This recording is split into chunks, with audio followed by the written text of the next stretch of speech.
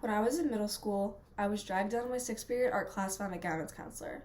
My guidance counselor handed me a particular envelope, and when I opened this envelope, I was instructed to meet at a classroom I had never been before, and at a time I had never been instructed to meet before. When I went to this classroom at this time, I realized that I had been sent to school-oriented therapy for anxiety and testing anxiety. Although the program had great intentions, upon further discussion with my peers and myself and my experiences, the program did not work for any of us. Again, although the school had great intentions, this is not an abnormal feeling about students not feeling like the services are helping them. 96% of public schools provided mental health services in the years of 2021 to 2022. However, out of that 96% of schools who provided services, 88% of those schools felt that they did not provide good services for the students who took advantage of those services, according to the National Center for Education Statistics.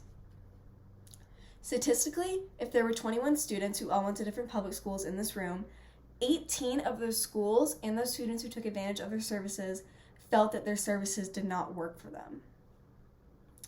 Not only have I spent 14 years of my life and continuing in the education system, but I've struggled with mental health services for a long period of my life, in the past and the present. For the remainder of the time I'm speaking, I want everyone to recognize the lack of mental health advocates in the United States education system, and why the system needs to tackle the crisis immediately in order to save potential students' future lives.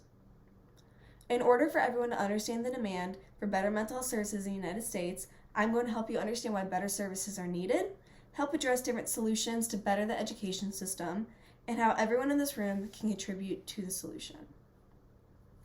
My informative speech was all about the stigma surrounding mental health and what has slowly been done to progress erasing the stigma. However, after further research and presentation of my speech, there has not been much done to erase the stigma. At the beginning of 2022, a new law was passed in California that states all school districts must implement new curriculum in their mental health classes. This would be extremely beneficial, and this was according to the California legislative information.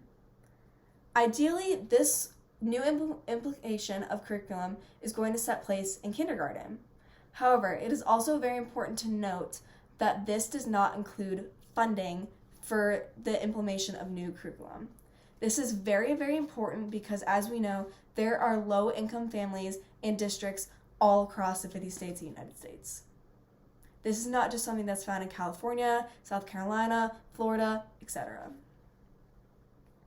Again, I also want to reinstate the fact that this law was only passed in 2022, which was 1 year ago. Moving on to the state we all live in now, South Carolina.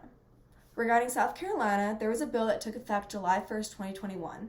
This bill, according to the South Carolina General Assembly, prevents school districts from not allowing behavioral health services.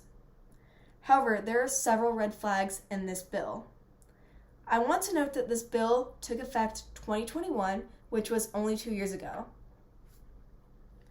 The main red flag is that the cost of these services, if the school cannot provide the funding for it, are the sole responsibility of the student, legal guardian, or the parent.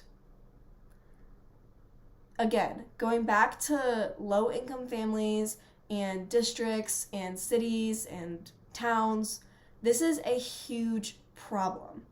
If someone is struggling mentally and needs extra help, they should be given the funding. School districts should be given the funding. This should not be the sole responsibility of the student or their families. Looking away from a legal standpoint, what happens on the inside of the schools and how are mental health professionals, faculty, teachers, and students trained to better help themselves or teachers trained to better help their students? Becoming a teacher is a long process, and there's several types of training that take place before you teach or even step foot in a classroom. Everyone knows CPR training and how important it is, and that is obviously one of the most important trainings teachers can have in order to teach. Although the stopping of the heart is not the only emergency a student may face in a classroom, especially with the mental health crisis in adolescents currently. According to PBS, a teacher in California Luna went out of her way to enroll herself into a course called Youth Mental Health First Aid to help her students after the impact of COVID-19 and several suicides that took place at her school. The specific training program is offered in every state, not just California. Additionally, this training program is free for any teacher or faculty to enroll themselves in. I also want to make out the point that this training program is not a requirement for training in order for a teacher to teach. The implications of this training program provided her with several more techniques to better her students and her own life than she was originally equipped for. In a peer-reviewed journal, Tracy Collins suggested that with enough evaluation, proper care, and treatment for an adolescent, that this contribute to the productivity and well-being as a student. However, Collins also argued how training and counseling is severely important for a student to achieve this level of productivity and well-being. Training is very important in several cases. Again, this leads me to wonder why youth mental health first aid is not required for every teacher in the United States. Now that we have a better understanding of mental health and how it's represented in our education systems, we need to address the solutions to fix this problem. To address the problem on a mainstream level, there is one large solution that can be approached. According to Mental Health America, the most positive solution can be gained from the Department of Education. The Department of Education needs to realize that the curriculum needs to be changed. Training for teachers and faculty needs to be changed. However, youth advocacy is also just as important. In order for this advocacy to occur, we need to understand what exactly we're advocating for. Advocacy for policies and legal action is the most important step youth can take in order to better this crisis. Mental Health America gives several great examples of what students can do to change the policies. For example, youth can enact legislation to allow for excused absences regarding mental health problems. This is very, very a good step that youth can take. Additionally, youth can also advocate and do lots of research on potential politicians before going to vote. Any solution to the crisis is good no matter how small or large it is. By looking at the minimal laws that are in place to help education systems and how teachers are given minimal training, it is important to take upon themselves that the crisis is not going to be raised anytime soon. The crisis is real and not going away.